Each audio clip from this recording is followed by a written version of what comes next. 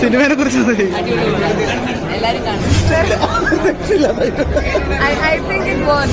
ദൃശ്യത്തിന് ശേഷം വെറുതെ ഭംഗിക്ക് പറയല്ല, ദൃശ്യത്തിന് ശേഷം കത്തി കയറാൻ പോകുന്ന ഐറ്റമാണ്, തിയേറ്റർ വാച്ചുള്ള ഐറ്റം തന്നെയാണ്.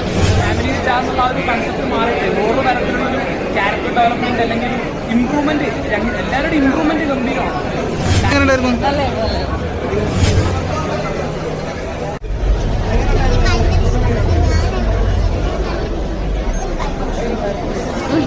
എല്ലാരും പോയി